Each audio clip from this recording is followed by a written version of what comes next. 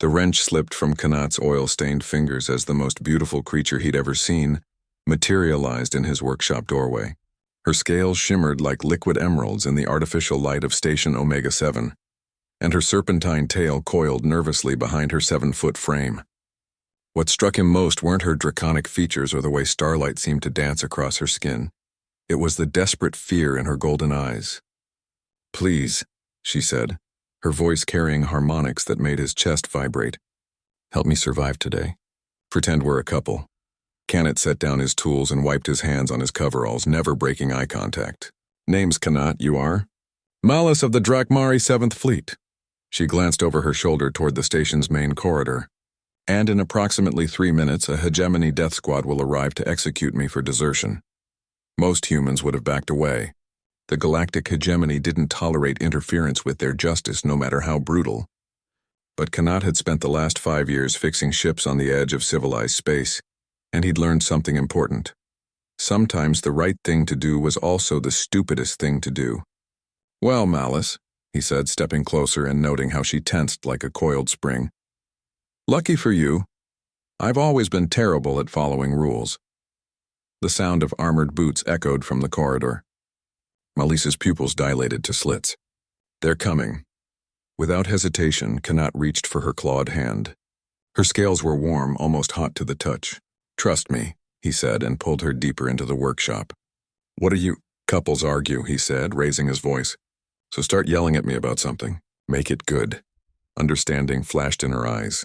"You absolute fool," she roared, her voice carrying that subsonic rumble that made lesser species flee. "I told you to fix the hyperdrive coupling, not tear apart the entire engine." "It was already broken when I got to it." Kanat shot back, grabbing a hydrospanner and waving it dramatically.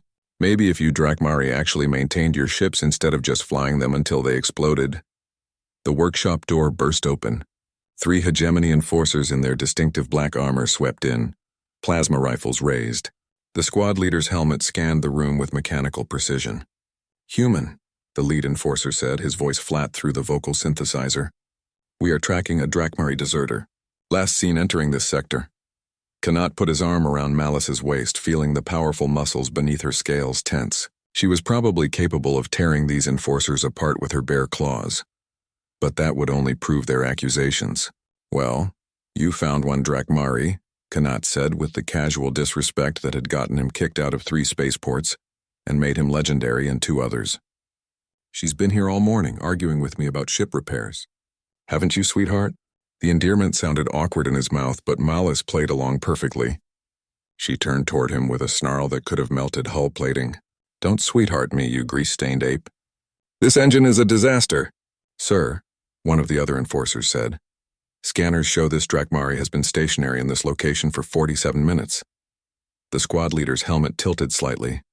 "You are bonded with this human?" Malus lifted her chin with pride that didn't seem entirely feigned. "Mated, yes. Though I question my judgment daily." "Hey!" Kanat protested, and was surprised to find genuine indignation in his voice. "I'll have you know I'm an excellent mate. I fix things, I cook, and I only drink heavily on days ending in I." Despite everything, he could have sworn he saw Malice's mouth twitch toward a smile. The squad leader studied them for another long moment. "Deserters do not take human mates," he said finally. "They flee alone." He gestured to his squad. "Continue the search." As quickly as they'd arrived, the enforcers vanished back into the station's corridors. Kanat and Malus stood frozen for several heartbeats, his arms still around her waist, both of them listening to the fading sound of armored boots. Finally, she stepped away from him, and he immediately missed her warmth. "Why?" she asked softly. "You don't know me. I could be guilty of terrible crimes." Kanat shrugged and picked up his wrench. "Could be, but I've seen how the hegemony defines justice. Besides," he added with a grin that had charmed bartenders and irritated officers across 3 star systems, "you called me an excellent mate. My ego couldn't handle letting them kill you after that." Malus studied him with those predatory golden eyes. "I was not lying about being a deserter. I refused to participate in the bombardment of a refugee colony. My squad mates, they followed orders." "Good for you," Kanat said simply and meant it. "The hegemony will keep looking. Then we'd better make sure they don't find you." He gestured around the cluttered workshop. "I could use an assistant." Someone who understands Drakmari ship systems. The pay isn't great, but the benefits include staying alive and all the recycled coffee you can drink. For the first time since she'd appeared in his doorway, Mally smiled, really smiled, showing teeth that could bite through titanium. You are either very brave or very stupid, Kanat of the humans. ¿Por qué no los dos? He said in ancient Earth Spanish, then translated, why not both? Mally's laughed, a sound like distant thunder that made something warm unfurl in Kanat's chest. Very well, my pretend mate.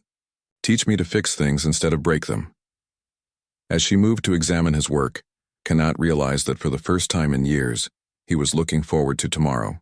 Humanity's greatest strength, he'd always believed, wasn't their technology or their aggression. It was their stubborn refusal to abandon someone who needed help, even when helping was the stupidest possible choice. Sometimes being stupid was the most human thing of all.